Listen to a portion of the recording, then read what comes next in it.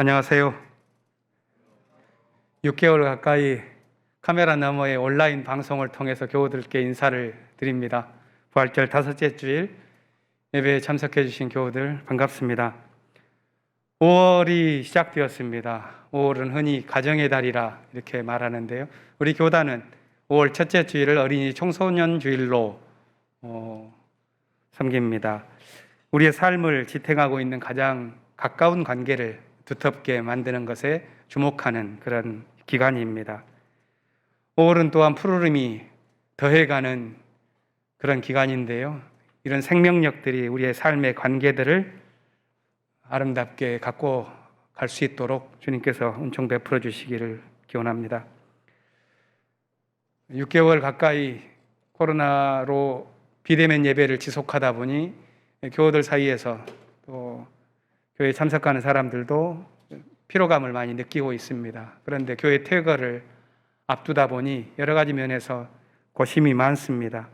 특별히 2주 앞으로 다가온 교회 창립 68주년 기념주의를 앞두고 어떻게 이 행사를 치러야 될지 당회에서 고심하고 있습니다. 한편에서는 교우들의 안전을 확보해야 한다는 부담감과 또 다른 한편에서는 얼마 남지 않는 이 시한의 특수함 때문에 결정을 내려야 하는 것에 어려움을 겪고 있습니다. 어떤 결정을 하든지 조금 어려움이 따르는데요. 교우들께서 함께 지혜를 모아주셔서 6월 말까지 이 예배 공간에서 우리가 함께 우리의 기억들을 나누고 또 앞으로를 함께 다짐하는 그런 시간들을 적절하게 마련할 것인지 그것에 대한 논의를 다음 당회 때는 결정을 내리고자 합니다. 지혜를 모아주시기를 바랍니다. 교회가 원칙적으로는 비대면 예배가 진행되는데 그래도 반가운 손님들이 오가고 계십니다. 오늘 예배는 특별히 우리 교단의 총무님이신 김창준 목사님께서 함께 아내분과 참석해 주셨습니다. 또한 우리 교단의 미래를 준비해 나아가는 젊은 목사님으로 이광희 목사님, 성남 교회에서 심호하셨는데 유학을 앞두고 교회에 잠깐 방문하여 함께 예배를 드리고 있습니다. 함께 볼 수는 없지만 그런 마음들이 이렇게 우리 교회를 넘어서 하나님을 향한 믿음의 공동체의 행진이 계속되고 있습니다. 이런 마음으로 우리 징소리에 맞추어서 함께 예배드리겠습니다. 3번 울릴 때 하나님께서 우리 마음속에 당신의 생명과 정의와 평화의 말씀을 담아주시기를 기원합니다.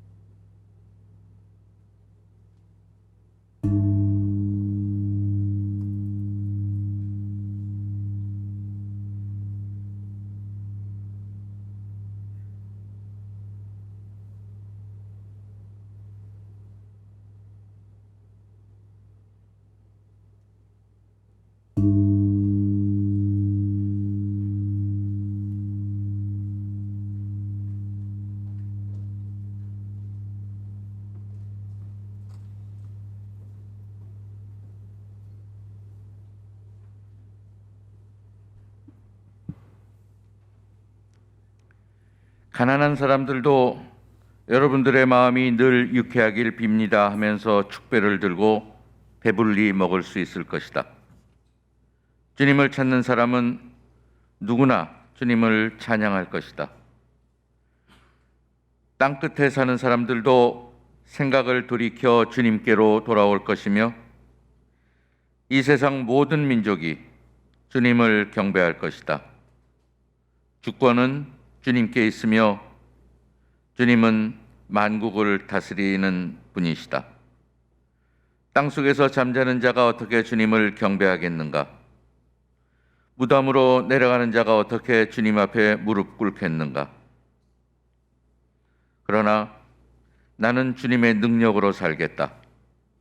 내 자손이 주님을 섬기고 후세의 자손도 주님이 누구신지 들어알고 아직 태어나지 않은 세대도 주님께서 하실 일을 말하면서 주님께서 그의 백성을 구원하셨다 하고 선포할 것이다.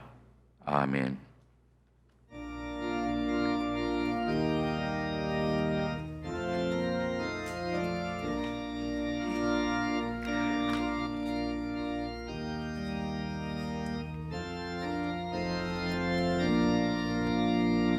예수께로 가며 나는 기뻐요.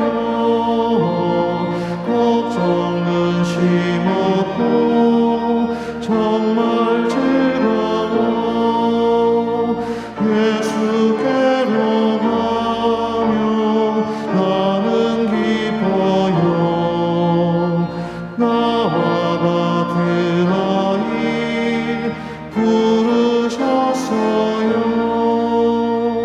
예수께로 가면 맞아주시고 나를 사랑하사 용서하셔요. 예수께로 가면 나는 기뻐요. 나와 같은 아이 부르셨어요. 예수께로 가면 손을 붙잡고 어디서나 나를 인도하셔요. 예수께로 가면 나는 기뻐요. 나와 같은 아이 부르셨어요.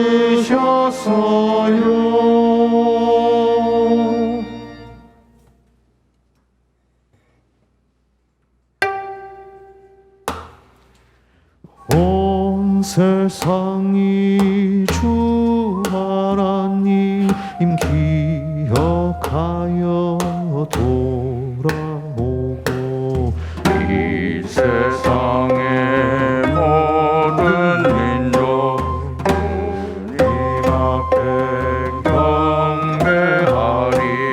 가난한 자 축배 들고 배부르게 먹게 되며 주님 찾는 사람들이 주님 찬양하리로다. 오고 가는 후손들이 이 주 하나님 섬기면서 대세도록 전하리라. 주의 이름 전하리라.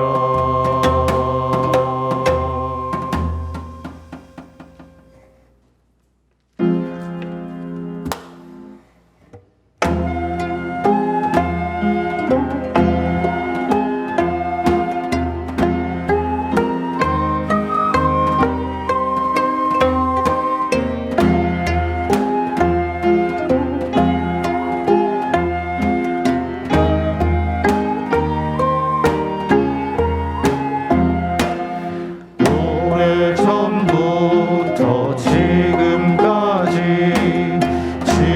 지금부터 영원토록 우리는 주의 백성이요 주님은 우리 왕이시니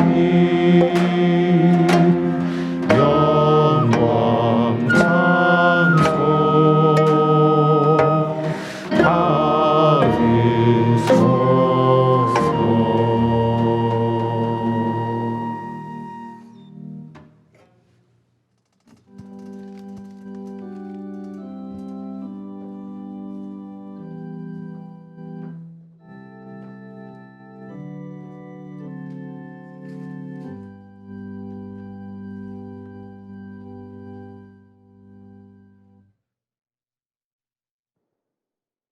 생명의 하나님, 이제 명동 향년교에서 드릴 수 있는 9번 남은 예배입니다. 이 시간이 소중하니 어디서 어떤 모양으로든 예배에 참석할 수 있어 또한 감사드립니다. 얼굴을 맞대어 함께 귀한 시간을 나누며 친교를 원했던 아쉬움을 또 한 번 접고 기다립니다. 그러나 많게는 50여 년을 혹은 수십 년 이제 막 교회에 출석했을 새 교우들의 마음을 더 헤아리지 못했습니다. 저희들의 게으름과 어리석음을 용서해 주세요. 이제 얼마 남지 않는 명동에서 안전하게 예배드릴 수 있는 방법을 찾도록 저희에게 지혜를 주시옵소서.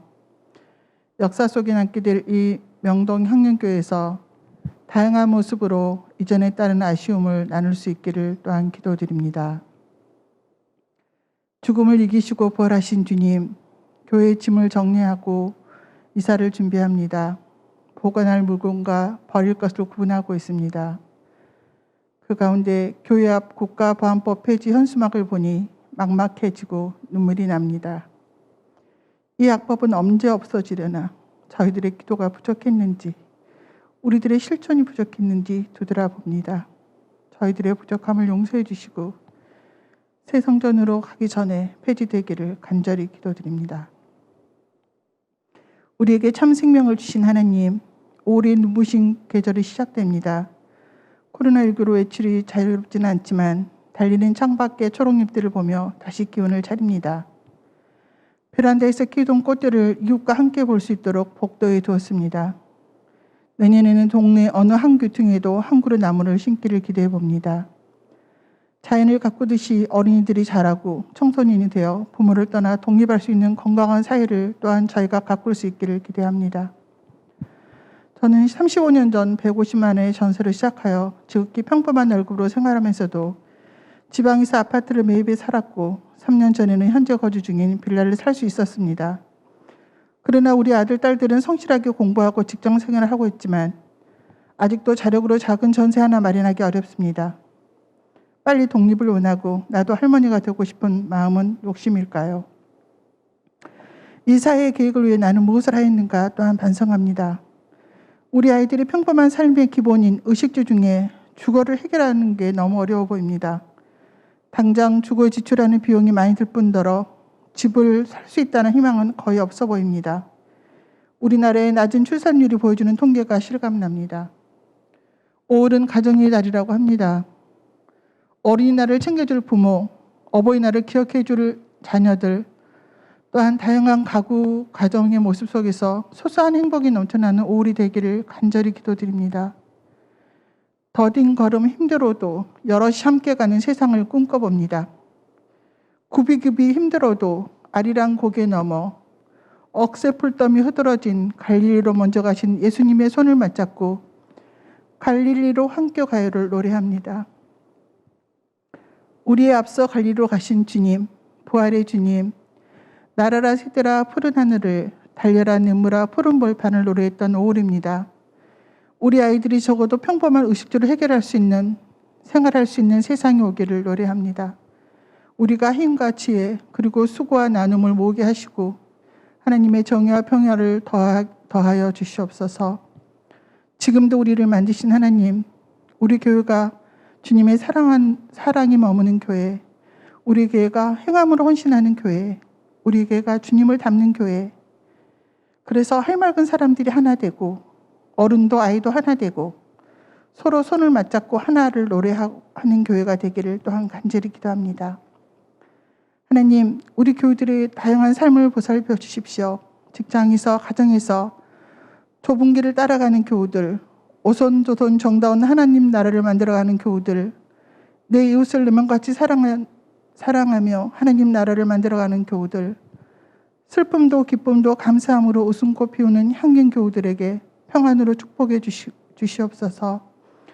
특히나 병중에 회복 중인 교우들, 수술을 앞둔 교우들을 다 기억해 주시고 우술에만 맡기지 마시고 주님의 치료의 손길을 더하여 주시옵소서. 굿바이 명동 군문 축제에도, 교회 이전 준비에도, 건축 과정에도, 그리고 온라인 예배를 준비하는 교우들, 또한 여러 곳곳에서 시간과 물질을 쪼개어 교회를 교회답게 만들기 위해서 헌신하는 교우들을 격려해 주시고 축복해 주십시오. 오늘도 목사님을 통해서 들려줄 말씀을 통해 저희가 위로를 받고 새 힘을 얻을 수 있도록 주님 이 시간 저희와 또한 함께하여 주시옵소서. 이제 고향 중에 말씀하실 주님의 음성을 기다립니다.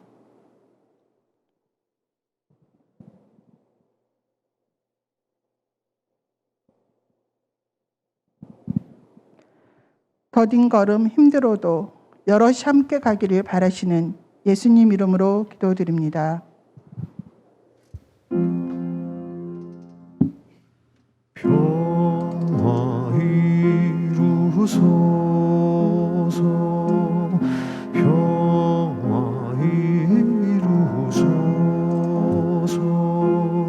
주여 평화 이루소서 평화 이루소서 평화 이루소서 주여 평화 이루소서.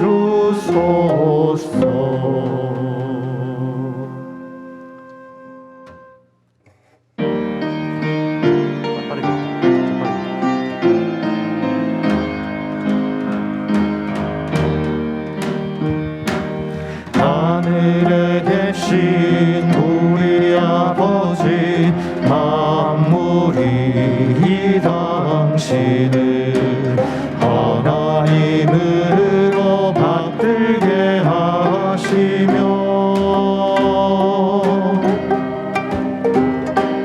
당신의 뜻이 하늘에서 이루어지듯이 이 땅 위에 이루어 주소서.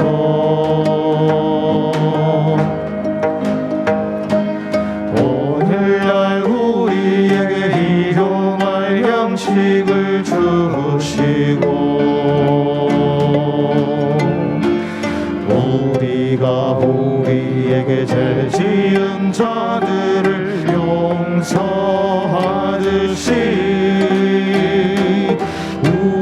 우리들의 잘못을 용서하여 주시고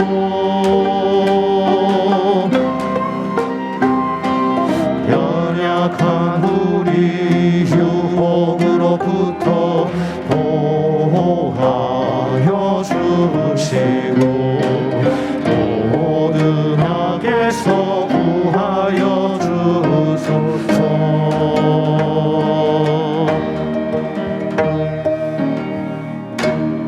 주의 나라 주의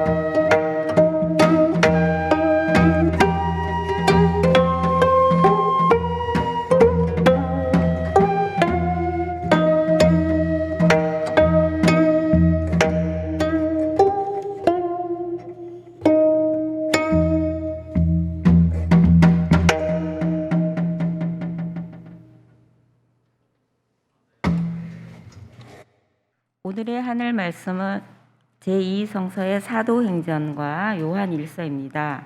먼저 사도행전 8장 26절에서 40절 말씀을 읽겠습니다. 제2성서 212쪽입니다.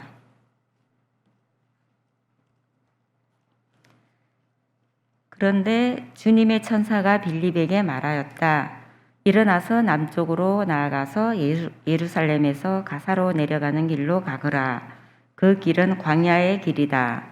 빌립은 일어나서 가다가 마침 에티오피아 사람 하나를 만났다. 그는 에티오피아 여왕 간다게의 고관으로 그 여왕의 모든 재정을 관리하는 내시였다. 그는 예배하러 예루살렘에 왔다가 돌아가는 길에 마차에 앉아서 예언자 이사야의 글을 읽고 있었다. 성령이 빌립에게 말씀하셨다. 가서 마차에 바짝 다가서거라. 빌립이 달려가서 그 사람이 예언자 이사야의 글을 읽는 것을 듣고 지금 읽으시는 것을 이해하십니까? 하고 물었다. 그가 대답하기를 나를 지도하여 주는 사람이 없으니 내가 어떻게 깨달을 수 있겠습니까? 하고 올라와서 자기 곁에 앉기를 빌립에게 청하였다. 그가 읽던 성경 구절은 이것이었다. 양이 도살장으로 끌려가는 것과 같이 새끼 양이 털을 깎는 사람 앞에서 잠잠한 것과 같이 그는 입을 열지 않았다. 그는 굴욕을 당하면서 공평한 재판을 박탈당하였다. 그의 생명이 땅에서 빼앗겼으니 누가 그의 세대를 이야기하랴. 내시가 빌립에게 말하였다. 예언자가 여기서 말한 것은 누구를 두고 한 말입니까? 자기를 두고 한 말입니까? 아니면 사람을 두고 한 말입니까? 빌립은 입을 열어서 이 성경 말씀에서부터 시작하여 예수에 관한 기쁜 소식을 전하였다. 그들이 길을 가다가 물이 있는 곳에 이르니 내시가 말하였다. 보십시오. 여기에 물이 있습니다. 내가 세례를 받는데 무슨 끄리낌이 되는 것이라도 있습니까? 빌립은 마차를 세우게 하고 내시와 함께 물로 내려가서 그에게 세례를 주었다. 그들이 물에서 올라오니 주님의 영이 빌립을 데리고 갔다. 그래서 내시는 그를 더 이상 볼 수 없었지만 기쁨에 차서 가던 길을 갔다.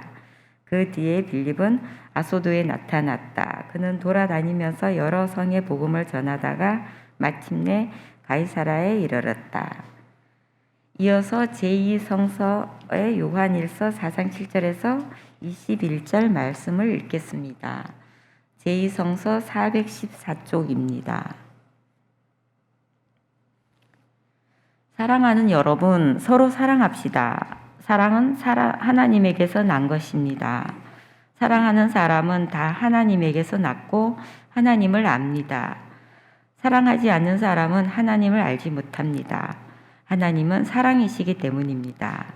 하나님의 사랑이 우리에게 이렇게 드러났으니 곧 하나님이 자기 외아들을 세상에 보내주셔서 우리로 하여금 그로 말미암아 살게 해주신 것입니다. 사랑은 이 사실에 있으니 곧 우리가 하나님을 사랑한 것이 아니라 하나님이 우리를 사랑하셔서 자기 아들을 보내어 우리의 죄를 위하여 화목 제물이 되게 하신 것입니다. 사랑하는 여러분, 하나님께서 이렇게까지 우리를 사랑하셨으니 우리도 서로 사랑해야 합니다. 지금까지 하나님을 본 사람은 없습니다. 그러나 우리가 서로 사랑하면 하나님이 우리 가운데 계시고 또 하나님의 사랑이 우리 가운데서 완성된 것입니다. 하나님이 우리에게 자기 영을 나누어 주셨습니다. 이것으로 우리가 하나님 안에 있고 또 하나님이 우리 안에 계시다는 것을 우리는 압니다. 우리는 아버지께서 아들을 세상의 구주로 보내주신 것을 보았고 또 그것을 증언합니다. 누구든지 예수를 하나님의 아들로 시인하면 하나님이 그 사람 안에 계시고 그 사람은 하나님 안에 있습니다. 우리는 하나님이 우리에게 베푸시는 사랑을 알았고 또 믿었습니다. 하나님은 사랑이십니다. 사랑 안에 있는 사람은 하나님 안에 있고 하나님도 그 사람 안에 계십니다. 사랑이 우리에게서 완성되었다는 사실은 이 점에 있으니 곧 우리로 하여금 심판날에 담대함을 가지게 하려는 것입니다.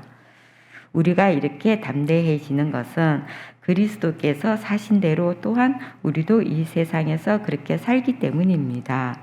사랑에는 두려움이 없습니다. 완전한 사랑은 두려움을 내쫓습니다.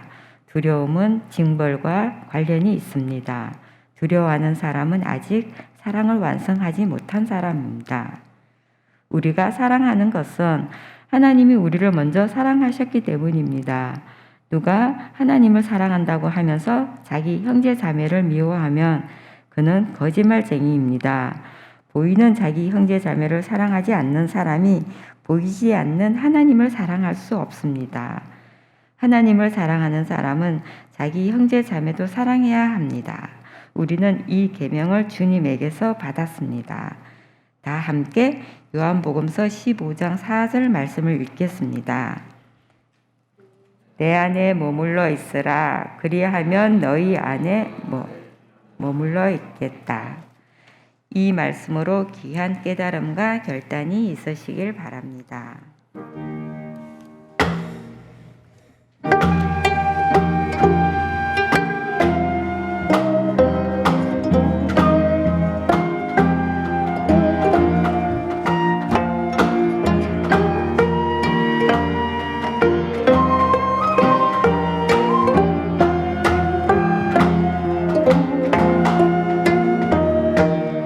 예수님 친히 제자를 가르치셨듯이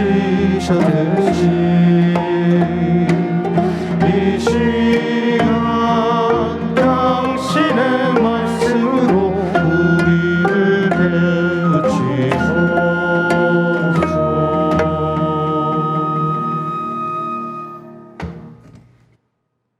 오늘 복음서의 말씀은 요한복음서 15장 1절부터 8절 말씀입니다. 제가 읽겠습니다. 나는 참 포도나무요 내 아버지는 농부이시다. 내게 붙어 있으면서도 열매를 맺지 못하는 가지는 아버지께서 다 잘라버리시고 열매를 맺는 가지는 더 많은 열매를 맺게 하시려고 손질하신다. 너희는 내가 너희에게 말한 그 말로 말미암아 이미 깨끗하게 되었다. 내 안에 머물러 있어라. 그리하면 나도 너희 안에 머물러 있겠다. 가지가 포도나무에 붙어있지 아니하면 스스로 열매를 맺을 수 없는 것과 같이 너희도 내 안에 머물러 있지 아니하면 열매를 맺을 수 없다. 나는 포도나무요 너희는 가지이다. 사람이 내 안에 머물러 있고 내가 그 안에 머물러 있으면 그는 많은 열매를 맺는다. 너희는 나를 떠나서는 아무것도 할 수 없다. 사람이 내 안에 머물러 있지 아니하면 그는 쓸모없는 가지처럼 버림을 받아서 말라버린다. 사람들이 그것을 모아다가 불에 던져서 태워버린다. 너희가 내 안에 머물러 있고 내 말이 너희 안에 머물러 있으면 너희가 무엇을 구하든지 다 그대로 이루어질 것이다. 너희가 열매를 많이 맺어서 내 제자가 되면 이것으로 내 아버지께서 영광을 받으실 것이다. 이는 주님의 말씀입니다.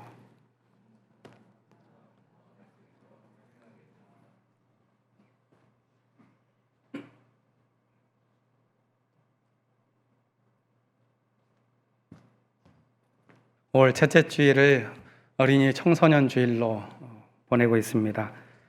성경에서는 어린이를 맑은 영혼을 가진 존재로 표현하죠.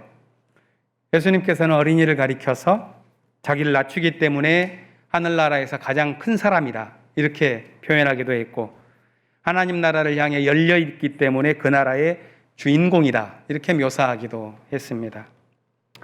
어쩌면 어린아이를 기르면서 매일 씨름하는 분들은 예수님이 총각이라서 아이들을 잘 모르고 그렇게 낭만적인 소리를 하신 거 아닌가 이렇게 말할지도 모르겠습니다. 예수님의 생각과는 다르게 요즘 아이들은 하나님 나라를 전혀 관심하지 않는 것처럼 보입니다. 하지만 그런 겉모습이 문제는 아니죠.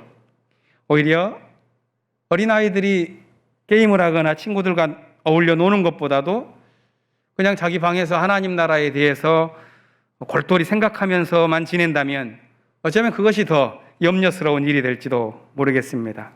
이 성서의 말씀은 어린이의 심리적인 특징에 대한 설명이라기보다는 영적인 의미에 대한 묘사라고 생각됩니다. 젊은 영혼은 개인의 이기적인 만족 너머의 세계에 대해서 열려 있습니다. 그 마음이 닫혀버리면 우리의 사회와 역사까지도 위태롭게 됩니다.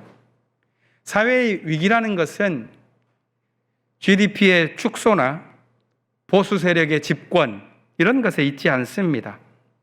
진정한 위기는 꿈을 기르는 사회적인 못자리가 메말라가는 데에 있습니다. 어린이와 젊은이들이 더 나은 세계를 향한 역사의 꿈과 행진에 대한 기대를 접는다면 그것이야말로 비극이요 불행이라고 하겠습니다. 그런 비극은 어린 당사자들의 문제라기보다는 그들 앞에 펼쳐진 세계를 목도하면서 그들이 가진 실망과 절망에서 비롯됩니다. 이 세상에 여러 곳에서 목격되는 불평등한 그런 것들이 바꿀 수 없을 만큼 깊어지고 땀 흘려 일하는 사람들이 돈의 위험 앞에서 굴욕당하는 일들이 반복될 때 젊은 영혼은 좌절합니다. 사람들이 살아가는데 반드시 필요한 것으로 여겨지는 사랑과 진리를 불신하게 됩니다. 그런 점에서 우리 사회는 꽤 다면적인 모습을 갖고 있습니다. 전쟁의 폐허를 딛고 민주화와 산업화를 동시에 이룩한 모범적인 국가로 칭찬을 받으면서도 다른 한편으로는 사회적인 불안과 위기가 극단에 이르러서 낮은 출산율과 높은 자살률이 공존합니다. 그 속에서 사람들은 문화적인 자긍심을 느끼는 반면 동시에 사회적인 박탈감을 깊이 경험하고 있습니다. 이렇게 무언가 뒤죽박죽인 것 같은 우리 사회의 양면적인 모습은 터무니없는 낙관과 함께 바닥을 알 수 없는 비관을 또한 양산하고 있습니다. 얼마 전 우리 사회를 분석한 한 사회학자의 글은 많은 도움을 주었습니다. 그는 우리 사회의 변화를 잇기 위해서는 정치경제학적인 제도의 변화보다 사람들의 마음의 지형이 어떻게 변하는지 주목해야 한다고 제안합니다. 그가 주장한 요지는 이렇습니다. 한국 사회가 1997년 IMF 외환위기 사태를 기준으로 해서 그 이전의 진정성의 시대를 살았다면 그 이후의 시대를 생존의 시대라고 말하면서 이제는 모두가 생존의 시대를 살고 있다고 주장합니다. 진정성의 시대를 살아왔던 사람들은 자신의 생존을 먼저 생각하는 것을 부끄럽게 여겼습니다. 공적인 책임의식을 중요하게 생각했고 사회적인 모순과 억압에 저항하는 것에서 삶의 미덕을 높여갔기 때문에 남을 억누르는 일이라는 것은 잘못된 일이고 남을 제치고 자신이 먼저 나아가는 것은 결코 자랑할 만한 일이 아니라고 생각했습니다.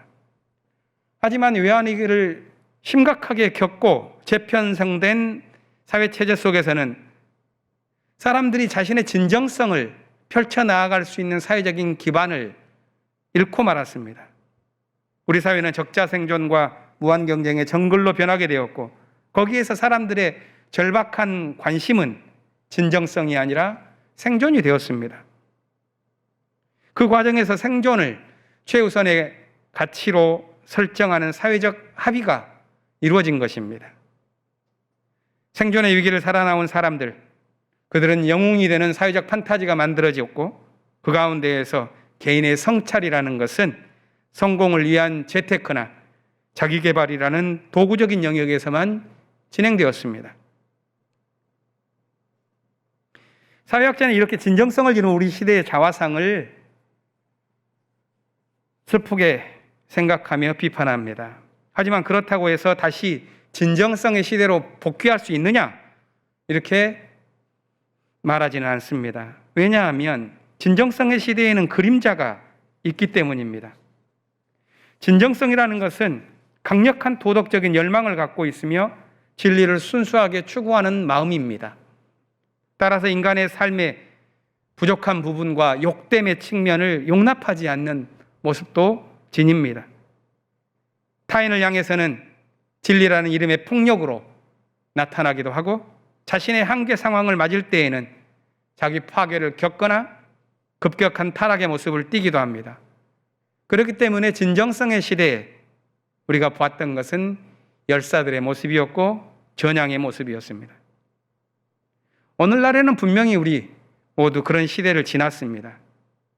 어떤 의미에서 진정성만으로 살려고 하는 사람들은 시대 부적응자처럼 취급됩니다. 그런데 인간이 인간인 한 어떻게 자신의 생존만을 위해서 살 수 있겠습니까? 진정성이 필요합니다. 진정성 없이는 살 수 없는 법이니 대부분의 사람들은 줄타기를 하는 심정으로 살아가고 있다고 말하는 것이 옳겠습니다. 사회적인 삶만이 아니라 종교적인 삶 또한도 그렇습니다. 진정성의 위기를 겪는 시대를 반영해서 교회도 깊은 위기를 지나고 있습니다. 특히 코로나 시대에 가중된 이 위기는 교회에 대한 신뢰의 위기로 나타나고 있습니다. 최근에 한 조사를 보니 기독교 신자가 아닌 사람들 가운데에서 교회에 대한 신뢰를 나타낸 비율은 단 3.6%에 불과합니다. 교회가 이제는 진리와 사랑을 말할 수 없는 시대가 된 것입니다. 과거의 관습은 낡았고 과거의 율법은 새로운 시대를 이끌 힘을 잃고 있습니다. 이것은 교회가 무신론적인 이성의 비판적 칼날에 의해서 해체된 것이라기보다는 자기 안의 질곡과 편견으로 인해서 자멸하고 있다는 것입니다. 신앙 공동체는 자신이 가는 길이 뭘 향하고 있는지를 묻고 또 물어야 하는 시대를 지나고 있습니다. 물론 그것이 종교의 소멸로 이어지지는 않을 것이라고 생각합니다. 왜냐하면 종교는 인간 영혼에 깊이 새겨진 무늬와도 같은 것이기 때문입니다. 하지만 우리 시대는 새로운 믿음을 요구합니다. 우리의 자유, 우리의 꿈, 이것이 무엇 위에서 받쳐지고 있는지 우리는 들여다봐야 합니다. 약 150년 전에 유럽 사회에서 기독교가 지성과 도덕에서 바닥을 치고 있을 때 신은 죽었다 이렇게 외친 철학자 니체는 이렇게 말합니다. 지금 자유를 느끼고 있는 상태, 그것이 중요한 것이 아니라 그 자유가 도대체 무엇을 향하고 있는지를 보라고 말합니다. 그런 노력 속에서 만들어 나가지는 것들이 공동체입니다. 사도행전은 신앙 공동체의 실험에서 생겨난 수많은 이야기를 모아놓은 책이죠. 거기에는 성공만이 아니라 실패의 이야기도 담겨 있습니다. 공동체가 자라고 구성원이 많아지면서 갈등과 긴장도 생겨났습니다. 따라서 전에는 없었던 내부 살림살이를 담당해야 할 사람, 교회 구성원을 돌보아야 할 사람들도 필요했습니다. 리더십을 역동적으로 새롭게 짜야 했던 것입니다. 그래서 12사도 외에 새로운 일꾼 7을 지도자로 세웠습니다. 공식적인 역할에서 사도들은 기도와 말씀을 읽고 교회 운영은 7 일꾼이 맡기로 했습니다. 하지만 일이라는 것이 그렇게 엄격하게 나누어지지는 않았습니다. 스데반과 빌립을 비롯한 7명의 일꾼들은 살림살이만 맡은 것이 아니라 사도들을 못지않게 선교의 사명을 갖고 성과를 내면서 파송되었습니다. 사도행전 7장은 스데반의 이야기이고 8장은 빌립의 이야기입니다. 빌립은 스데반과는 달리 선교 영역을 예루살렘 밖으로 넓혀 나아가는 역할을 했습니다. 예루살렘 사람들이 원수처럼 여기던 북쪽 사마리아 지역에 복음을 전했고 그의 활동으로 인해서 사마리아의 복음이 기쁘게 넘치게 되었다고 성서는 말합니다. 오늘 본문에서 빌립은 이제 성령의 인도를 따라 남쪽으로 내려갑니다. 그것은 오늘날 팔레스타인 난민들이 시련을 겪고 있는 가자 지구입니다. 당시에는 황량한 광야였습니다. 빌립은 거기서 예루살렘에서 예배하고 돌아가는 에티오피아 왕실의 관리를 만납니다. 이 두 사람이 만들어가는 이야기가 오늘 본문의 내용입니다. 사도행전에 나오는 많은 이야기 가운데 오늘 본문이 어떤 기능을 하고 있는지를 생각해 봅니다. 이 이야기 뒤에 이어지는 내용은 사도행전의 분기점이라고 할 만한 사건이라고 할 수 있는 예수운동의 가장 대표적인 적대자였던 사울의 회심 사건이 나옵니다. 오늘 본문은 그 사건에 대한 기록 바로 앞에서 이 예수운동이 지향하는 성격이 무엇인지를 밝혀주는 역할을 하고 있지 않을까 하고 이렇게 생각해 보았습니다. 다시 말해서 예수 운동이 단순한 종교적인 열광이 아니라 예언 정신과 만나는 믿음의 사건이라는 점을 오늘 본문이 말해주고 있다는 것입니다. 오늘 본문은 예언과 믿음이 만나는 사건을 담담하게 그리고 있습니다. 그 만남은 이사야의 예언을 읽고 그 뜻을 알고자 하는 에티오피아 관리의 갈증에서 시작합니다. 그가 읽은 내용은 이사야서 53장에 나오는 종의 노래입니다. 하나님의 종은 누구일까? 이 오래된 믿음의 물음에 대해서 예언자는 포로기의 고통을 거친 다음에 이렇게 말했습니다. 양이 도살장으로 끌려가는 것과 같이, 새끼 양이 털 깎는 사람 앞에서 잠잠한 것과 같이 그는 입을 열지 않는다. 그는 굴욕을 당하면서 공평한 재판을 박탈당했다. 그의 생명이 이 땅에서 빼앗겼으니 누가 그의 세대를 이야기할 수 있겠는가? 이 뜻이 도대체 무엇일까? 에티오피아 그 고관은 생각하고 있었습니다. 이 내용은 순환당하는 사람들을 통해서 당신의 계획을 펼쳐가시는 하나님의 뜻을 전하는 예언의 내용입니다.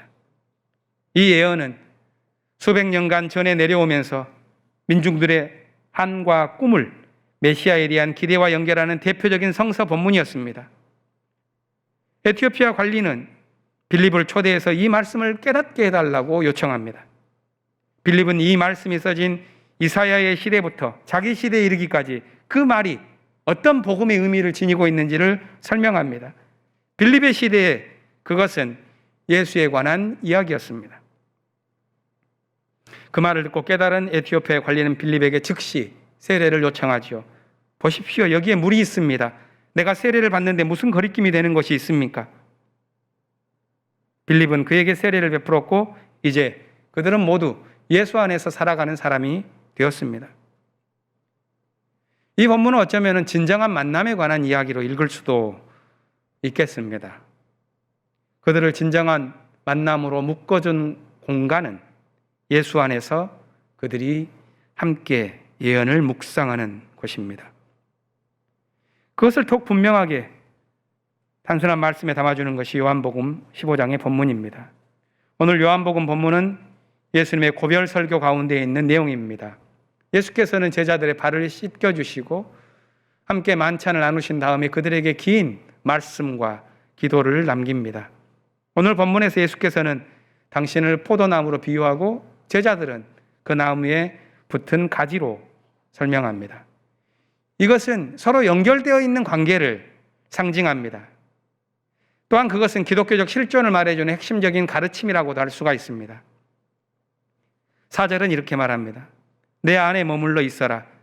그리하면 나도 너희 안에 머물러 있겠다. 가지가 포도나무에 붙어있지 아니하면 스스로 열매를 맺을 수 없는 것과 같이 너희도 내 안에 머물러 있지 아니하면 열매를 맺을 수 없다. 예수 안에 머물러 있으라는 이 말씀은 어떤 뜻일까요? 저는 그것을 자기 절대화에 대한 경고로 먼저 읽습니다. 우리는 수많은 관계 속에서 살아갑니다. 가족, 동료, 친구들, 이런 다양한 관계 속에서 생존과 만족을 얻고 또한 사랑에 필요한 것들을 찾으면서 살아갑니다. 저마다 크고 작은 한정된 조건 속에서 살아가면서 자기의 보람과 자기만의 좌절을 느낍니다. 서로에게 지지와 보호와 사랑을 기대하지만 때로는 지나친 기대 속에서 관계가 무거워지고 파편화된 관계 속에서 위기가 생기기도 합니다. 우리의 가장 선한 마음에도 소유욕과 질투와 오해가 뒤섞여 있기 때문에 우리는 영혼의 실패를 반복합니다. 피할 수 없는 실존의 한계입니다. 이런 경험을 거듭하면서 알게 되는 것이 있습니다. 그것은 지금 자기가 경험하고 있는 현실이 모든 것은 아니라는 점입니다. 현재의 자기는 전체 생명 여행의 한 지점일 뿐입니다. 따라서 성공에 대한 자만도, 실패에 관한 낙심도 인생의 한 지점을 지나는 과정에서 겪는 일일 뿐입니다. 이것은 자기 경험과 자기 존재에 대한 절대화를 피해야 한다는 사실을 의미합니다. 우리가 세상의 경랑 속에서 실존의 위기와 관계의 위기를 겪을 때 지혜가 필요합니다. 요한복음은 그것을 예수 안에 머무는 삶에서 찾으라고 권면합니다. 예수 안에 머물면서 상처난 사랑과 평화를 회복하는 것, 그것이 우리가 믿음의 삶을 살아가는 아주 중요한 본질적 요소입니다. 이런 요한복음의 가르침이 요한 1서의 본문에서 이어집니다. 요한 1서의 중심 주제는 사랑이죠. 그것에 관한 명료한 표현이 본문 8절과 16절에서 두 차례 반복되고 있는 세 단어입니다. 하나님은 사랑입니다 하는 한글 번역으로 되겠습니다. 사랑이라는 것은 인간의 마음속에 담겨있는 가장 보편적인 열망입니다. 또한 우리 마음속에 담겨있는 하나님의 지혜이자 능력입니다. 그래서 본문은 이렇게 말합니다. 지금까지 하나님을 본 사람은 없습니다. 그러나 우리가 서로 사랑하면 하나님이 우리 가운데 계시고 또 하나님의 사랑이 우리 가운데 완성되는 것입니다. 우리는 사랑 안에서 풍요로운 삶의 의미를 경험하고 모든 삶의 가능성을 꿈꾸게 됩니다. 사랑은 우리의 존재 근거요, 모든 이해의 뿌리요, 모든 도덕의 출발점입니다. 그런데 우리는 사랑에 실패합니다. 때로는 사랑이라는 이름으로 공격당하는 불운을 겪기도 하고 사랑이 위선의 논리가 되는 경계선에서 삶을 회의하기도 합니다. 그런 고통과 실패는 우리에게 인생의 과제를 던져줍니다. 우리의 몸부림은 대체로 사랑의 실패로 인해 파괴된 삶에서 비롯됩니다. 아무렇지 않게 보이는 삶에 쌓여있는 고통과 체념, 불행과 한계에는 모두 사랑의 실패가 있습니다. 성서는 그것이 하나님이 없는 삶이요 예수를 잃어버린 삶이라고 말합니다. 그래서 본문은 힘차게 우리에게 말합니다. 사랑하는 여러분, 서로 사랑합시다. 사랑은 하나님에게서 난 것입니다. 사랑하는 사람은 다 하나님에게서 났고 하나님을 압니다. 이 말씀은 5월을 살아가는 우리 마음속에 깊이 담아야 할 생명력 있는 말씀입니다. 진리의 삶을 사랑으로 살아내는 것, 거기에 신앙의 목표가 있습니다. 그것이 하나님 안에서 살아가는 삶이요 예수 안에 머물러 사는 삶입니다. 예수 안에 머무르는 삶이라는 하나님을 향했던 그분의 믿음에 참여하는 것이요 낮은 곳으로 내려가는 그분의 섬김에 참여하는 삶입니다. 거기에 우리의 기쁨과 회복이 일어나는 생명의 못자리가 있다고 믿습니다. 생명의 잎사귀가 더욱 푸르러지는 5월을 시작합니다. 예수 안에 머물면서 모든 삶의 관계 속에서 사랑과 평화를 키워가는 축복이 우리 모두에게 있기를 기원합니다. 침묵으로 기도하겠습니다.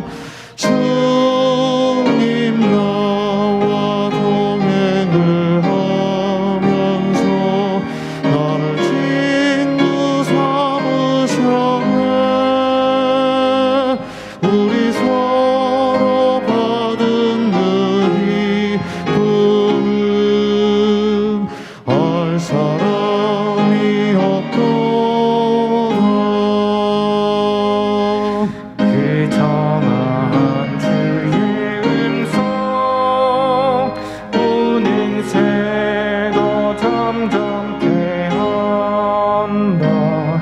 내게 들리던 주의 음성이 내 귀에 쟁쟁하다. 주님 나와 동행을 하면서 나를 친구 삼으셨네. 우리 서로 받은 그 기쁨은 알 사람이 없도다. 밤늦도록 동산하에 주와 함께 있으려 하나. 괴로운 세상에 할 일 많아서 날 바라며 하신다. 주님 나와 동행을 하면서 나를 친구 삼으셨네. 우리 서로 받은 그 기쁨은 알 사람이 없도다.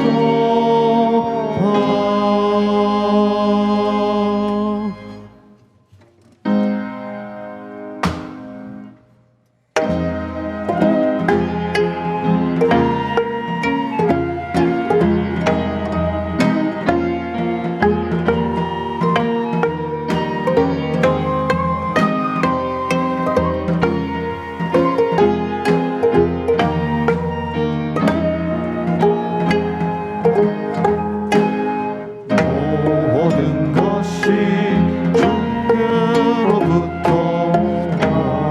나사오니 우리의 정성 가운데 모아 바치나이다.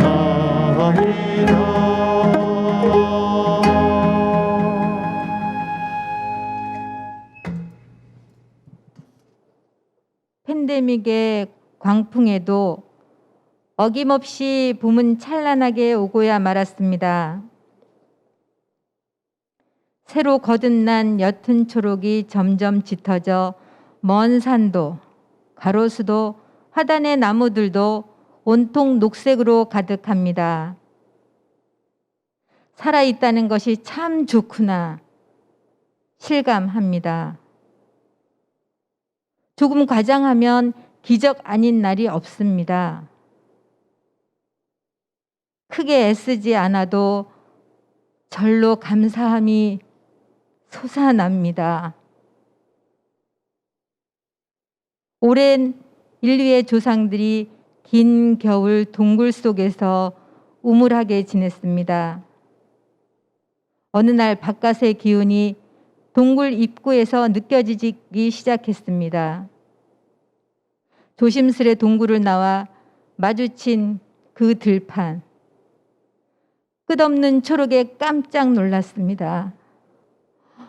봄, 스프링. 차갑고 검게 얼어붙었던 땅속 어디에 저런 녹색이 숨어 있다가 일제히 튀어나올 수 있었을까요? 이런 벅찬 경이로움을 눈으로 생생하게 처음처럼 보는 기쁨 자체가 이 놀라운 기적. 차라리 말이 부족해집니다. 울음 섞인 기쁨으로 그저 감사하고 또 감사할 따름입니다. 그런데 이게 웬일입니까? 저 동굴에서도 이 동굴에서도 사람들이 나와 눈부신 표정으로 생명의 들판을 보고 있네요. 무조건 반가워서 손을 잡습니다. 긴 겨울에 외로웠고 힘들었고 무서웠던 이야기를 나눕니다. 아, 애썼다. 고생했다. 다행이다. 위로가 훈건합니다. 힘을 내자. 서로 돕자. 잘 될 거야. 격려가 차고도 넘칩니다. 서로 가진 것들을 가져와 잔치를 벌입니다. 물론 제일 먼저 이런 생명의 기적을 베푸신 당신에게 먼저 바치고 나눕니다. 높고 낮음, 빈과 부, 차별 없이 모든 이웃들이 초대됩니다. 춤과 노래가 이어지고 젊은이들의 사랑이 시작됩니다.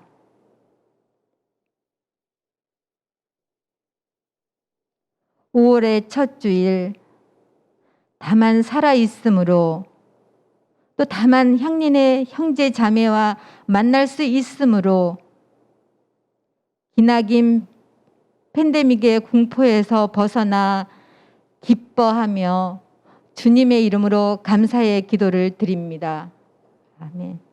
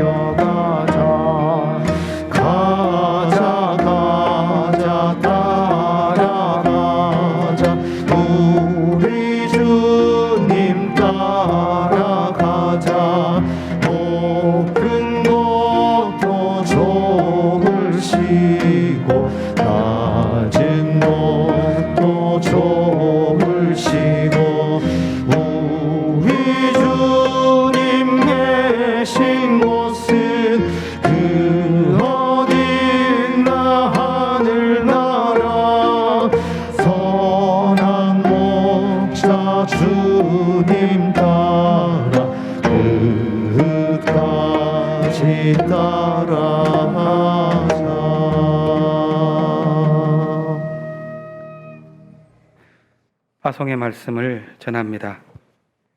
그리스도 안에 머무십시오. 그리스도의 사랑과 평화로 세상을 살아가십시오. 그리스도께서 여러분 안에 계시도록 그리스도 안에 머무십시오. 생명의 푸르름을 더해가는 5월이 되기를 빕니다. 축복 기도를 함께 나누겠습니다.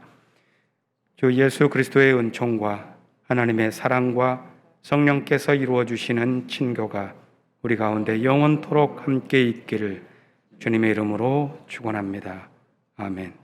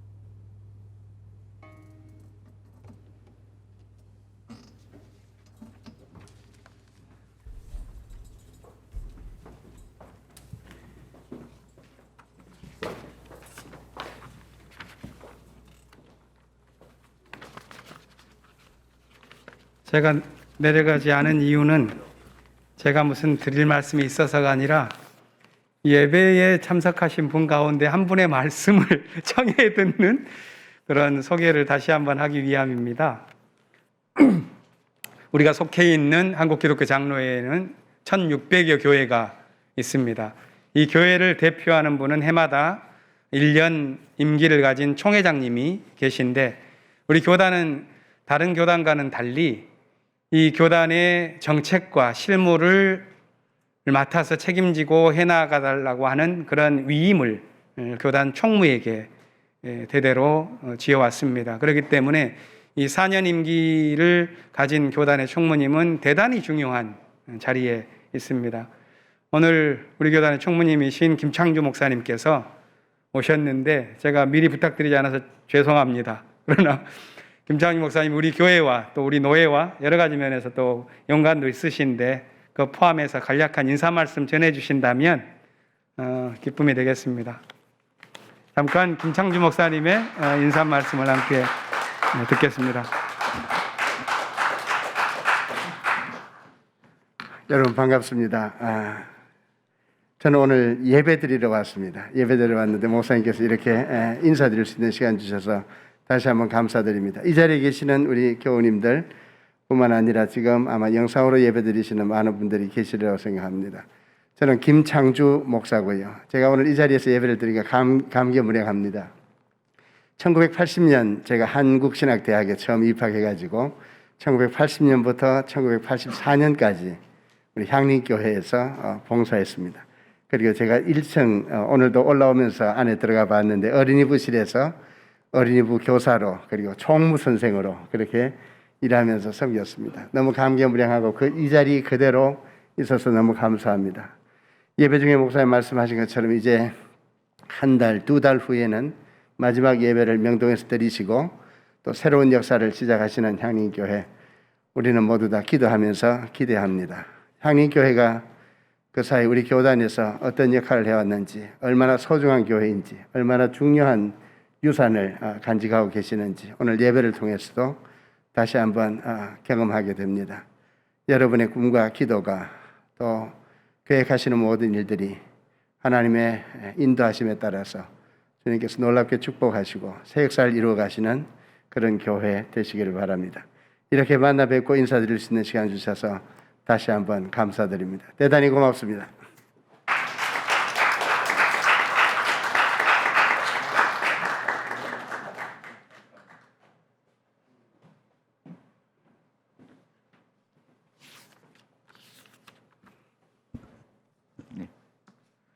공동 관심사를 함께 나누도록 하겠습니다. 나와 있는 내용 그대로 일단 읽어보겠습니다. 코로나19 확산으로 인한 비대면 예배가 이어지고 있습니다. 함께 모여 기쁨의 친교를 나누는 그날까지 주님께서 우리 교우들의 삶을 지켜주시기를 빕니다.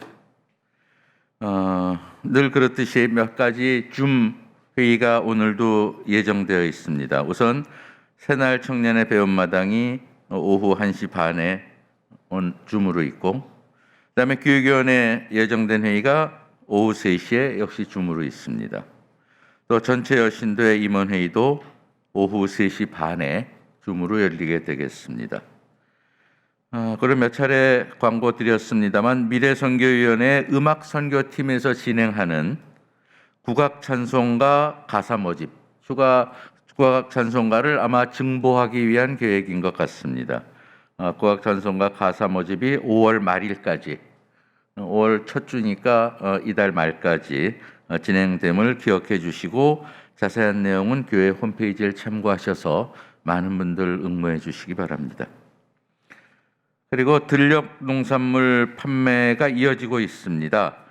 현재 남은 수량이 주보에는 백미 60kg라고 되어 있습니다만 이것은 토요일 아침 상황이었고 주보 인쇄하기 전에 지금 백미는 전부 판매가 끝났다고 합니다. 이게 굉장히 많은 양이었는데 교회 여러분 함께 해주셔서 들녘에서 올라온 백미는 일단 판매가 끝났고 그 아래 현미 등등 나머지 것들은 그대로 물량이 있는 것 같습니다. 조금 더 관심을 갖고 문의는 이옥기 권사님, 오늘 성서 읽으신 이옥기 권사님 마침 교회 오셨는데 문의하시고 또 참여해 주시면 감사하겠습니다. 그다음 두 번째, 이번 주 일정 안내 몇 가지 드리겠습니다. 수영성 기도회가 있는 주일이죠. 주간이죠. 5월 5일 날 이번 주 중에 8시에 역시 줌으로 열리고 주제는 약속이란 주제하에 수영성 기도회 같습니다. 그리고 교육부 교육자님들 워크숍이 이번 토요일 5월 8일에 교회에서 어린이부실에서 있고 이사팀 회의와 정기 당회는 다음 주 주일에 역시 줌으로 있겠습니다. 나머지 몇 가지 강좌 또 공부 모임 등등은 참고해 주시기 바라고 주보에는 안 써 있습니다만 이번 주 중에 다음 주일이 어버이 주일입니다. 그래서 이번 주 중에 장남 장녀 교우들께는 교회에서 간단한 어버이날 선물을 마련했습니다. 아마 금주 중에 댁으로 배달될 것 같습니다. 놀라지 마시고 그냥 교회에서 이렇게 간단한 선물 보낸다고 이해하고 계시고 받아주시면 감사하겠습니다. 그 다음에 이후 일정들은 그냥 보시고요. 그 다음 페이지 넘어가서 두 번째 보면 창립기념주일 축제 굿바이 명동 헬로우 광화문 예정했던 대로 5월 셋째 주일 5월 16일 날 예배 중에 열리게 됨을 2주 후입니다. 기억해 주시기 바랍니다. 그리고 4번 에큐메니칼 소식 중에 첫 번째 남북 철도 있기 한반도 평화 대행진 행사가 4월 27일부터 7월 27일까지 그러니까 이미 시작한 것이죠. 4월 27일 날 지난 화요일 날 부산역에서 출발했습니다. 부산역에서 출발해서 서울을 거쳐서 임진각까지 7월 말에 가게 돼 있는데 서울과 경기도 근처에 오게 될 때는 저희 교회도 아마 한두 차례 좀 일정을 봐서 한두 차례 혹은 두세 차례쯤 아마 함께 할 계획이 현재 있는 것으로 알고 있습니다. 그래서 그 상황이 되면 미리 광고를 드리도록 하겠습니다. 그러면은 저희 교회도 이 경기도 혹은 서울 일원 지날 때 합류해서 함께 하도록 하겠습니다. 그러면 다른 광고 없으시죠? 없으시면은 주보 끝에 나와 있는 향림교회 생활 실천 다짐을 함께 낭독하도록 하겠습니다. 우리는 분단된 결례를 하나 되게 하는 것이 하나님의 뜻이라 믿으며 평화 통일을 이루기 위해 기도하고 헌금하며 활동한다. 그럼 한 주일 힘차게 건강하게 지내시고 다음 주일 예배에서 다시 뵙도록 하겠습니다. 감사합니다.